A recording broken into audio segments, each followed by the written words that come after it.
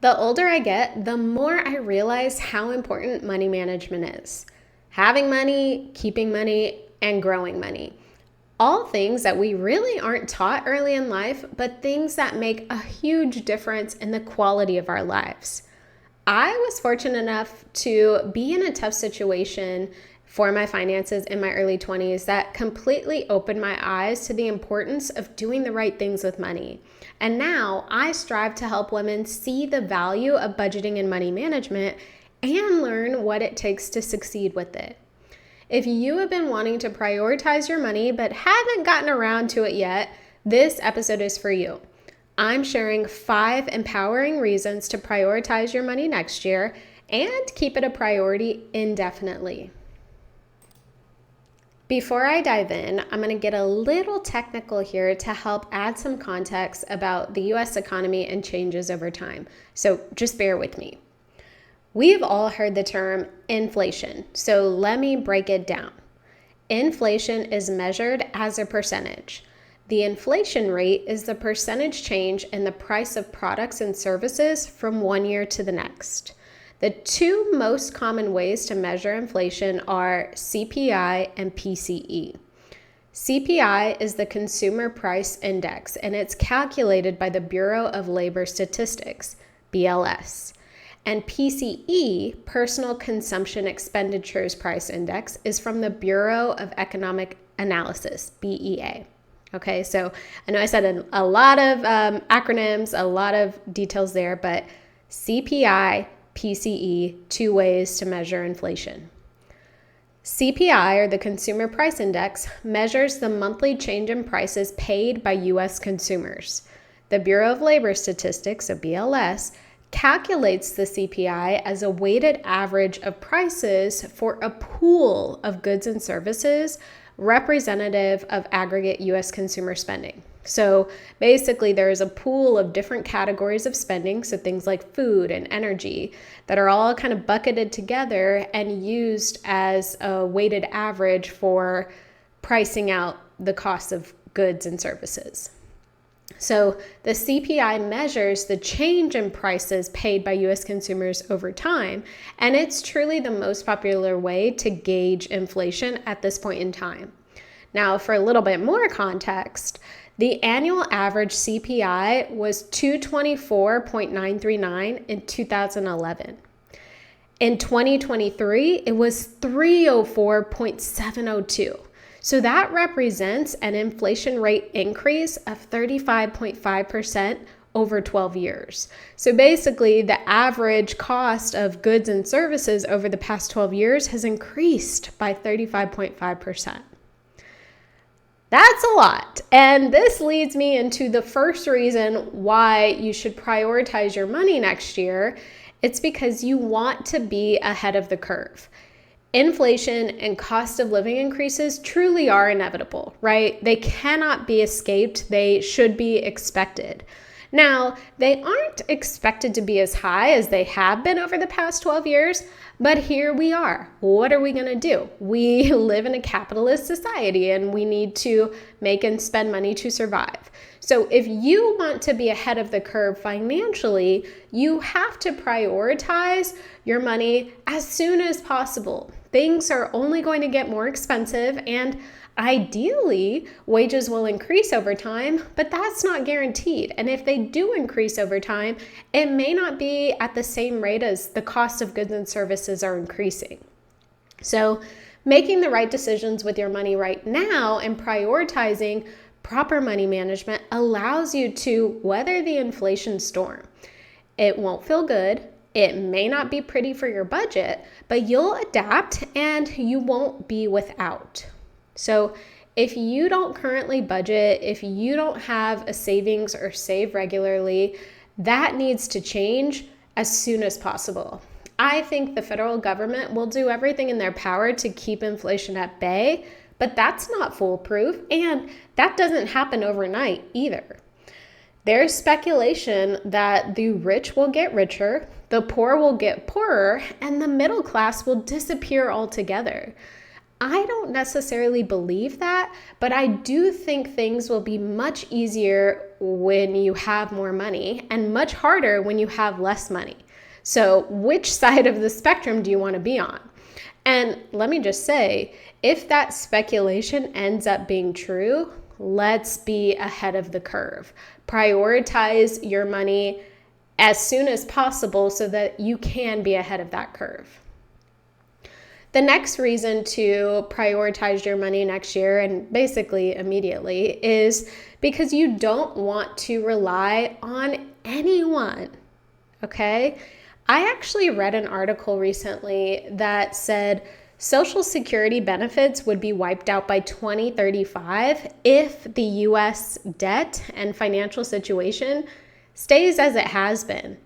Literally, the government will run out of money to provide Social Security benefits, which is ludicrous because they come out of our paychecks. Every single time we're paying money for Social Security benefits. The thought of that money running out before we get to take advantage of it is incredibly depressing. But you know what? We don't want to rely on it anyways. That's just another reason to start prioritizing your money as soon as possible. You don't want to need to rely on anyone but yourself to survive, and especially not the US government. And let me just add that while, if things continue staying the way they are, the Social Security benefit amount would be wiped out by 2035. The government has the ability to create more money, right? Put it into the economy. I don't think that benefits would ever go away completely, but we don't know the future. What if they do? Or what if something drastically changes? I don't want to be hoping for something that could go completely opposite of what I expect. And let me just say that it's not just the government. Literally relying on anyone but yourself could end up bad. So I'm going to get a little morbid here, but just bear with me. And I can't believe I'm going to share this with you, but here we are. So my fiance and I sometimes play the worst case scenario game. Basically, we talk about the worst thing that could possibly happen to us and what we would do about it. So for example, we say if our business is closed and we ran out of money, we'd go get jobs. We almost have our mortgage paid off, so we say we'll get rid of everything, but at least we have our home. Now, he takes it a step further and says, well, if you and I, we don't end up working and we don't have our home, I'd probably just move in with my mom. I say, well, both of my parents are deceased, so I don't even have that option. I got to make sure that if everything falls apart, I have a place to go. I could go live with my brother or my uncle, but that's probably not ideal. Now, I know that sounds bad that him and I kind of play this game, so to speak, but the whole purpose of it is for us to face our fears and focus on solutions. So the worst case doesn't usually happen, but knowing that there are ways around it makes us both feel better. And maybe it's because we're both business owners, so we don't, have the financial stability of like a W-2 job or a corporate job or, working for someone else. But it really does help us kind of face reality, face what could actually happen, and have a game plan, so to speak, if worst case did actually become true. And if I'm being honest, it's a defense mechanism. I've been through some awful things in my life, and knowing that I have gotten through those things really does help. It shows me that, as I continue to prioritize my money, I give myself more options to bounce back quickly or without much harm or damage, especially if things were to go south. So I'm not saying go play the worst case scenario game with you, yourself, and your partner, but I did want to share that with you to encourage you to prioritize your money now so you don't have to rely on anyone, especially if worst case scenario were to happen to you. The next reason to prioritize your money as soon as possible is you want the freedom to move how you want to move. I mean, imagine getting laid off from your job and being happy that now you'll have some time to rest and travel or maybe start a business. Imagine not having debt. So every time you're paid, you're investing that money to secure your financial future. Imagine not having to work 2 or 3 jobs for the rest of your life just to make ends meet. Prioritizing your money means you are working to give yourself the freedom to move how you want to move and to not let a lack of money stop you. So remember when I said I had a tough situation that forced me to start doing right by my money in my early 20s? Well, that situation was an eviction from my very first solo apartment in LA. It was the only time in my life where I lived alone because I had previously lived in the dorms and then with roommates, and then after leaving LA, never lived alone since. But almost being evicted, almost not having a place to go in a state where my family wasn't just, down the road was pretty life-altering. At the time, I didn't know that I would be moving back to Austin a couple years later. So getting evicted just absolutely could not happen. I had to figure out how to make it work, and it took a while and it took a lot of sacrifice, but I prioritized my money and made sure not to be reckless with it, because that recklessness was what almost got me thrown out on the street. Now, I share a lot about that story and what brought me back to Austin in City Girl Savings Podcast episode number 1. If you want to hear that, I'll link to it in the show notes. But as hard as that situation was for me at the time, it truly was the catalyst for my financial change, and I'm so much better off for it. I am not fully free financially by any means, but I have more freedom now than I ever had, and my future self will have even more freedom. So prioritize your money as soon as you possibly can so that you can give yourself the freedom to move how you want to move in the present, but also in the future. And speaking of that, you'll want to prioritize your money now so you don't have to worry about money later in the future. So investing your money, whether that's in real estate, a retirement plan, or the stock market, is truly the best way to build wealth long term. But the thing is, the earlier you start, you'll have significantly more than if you were to start later. So the earlier you start, the significantly more you'll have, and the later you start, the significantly less you'll have. And that's because of compounding growth. I mean, your money makes money on top of itself. So the longer it has to continue that compounding growth, the more it's going to grow at an exponential rate.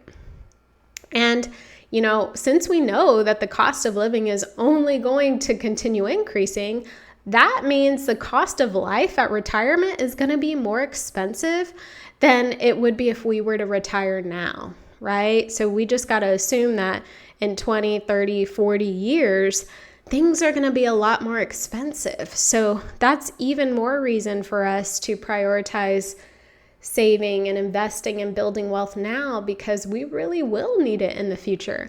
And we already know we can't really rely on anyone but ourselves, right? I mean, do you really want to wait until you're close to retirement to start budgeting and managing your money? Do you want to risk being forced to work in retirement because you didn't save now? And your hope is to rely on Social Security or kids or anyone else?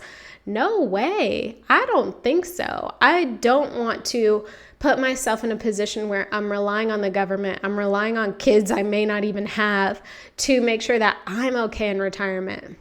Absolutely not. And the way to circumvent that is to prioritize saving and investing and money management right now. Make it a goal to prioritize your money as soon as you possibly can so that your future self doesn't have to work as hard, doesn't have to stress out so much. And the final reason to prioritize your money as soon as possible is because you will never be as young as you are right now. I mean, time is not stopping. You will never be this young again. You will never have this type of energy again. You will never have this few of responsibilities again. Your future may consist of kids or harder job roles, significant others, taking care of sick parents, or any other slew of things that happen as we age. So imagine prioritizing your money now so you don't have to feel the financial burden of all of those responsibilities that will inevitably come. I mean, imagine having an emergency fund, having the ability to travel to your sick parents, having investments that are growing. The actions that you take today can make all of that possible. So just know time is going to keep going whether you do the right things or not with your money. But the longer you put off prioritizing your budget, managing your money, investing, the harder it's going to be for your future self. So let me just say that I do not want to scare you into prioritizing your money. I want to empower you. I want you to understand that leveraging your time now can truly make or break your finances in the future. And even if you have to start slow, that's totally fine. Just start. I promise you, you'll be so glad you did. Now, if you need help or you don't know where to start when it comes to budgeting and money management, request a complimentary call with me and let's discuss it. I will link to that request form in the show notes. Let's prioritize your money now and forever on.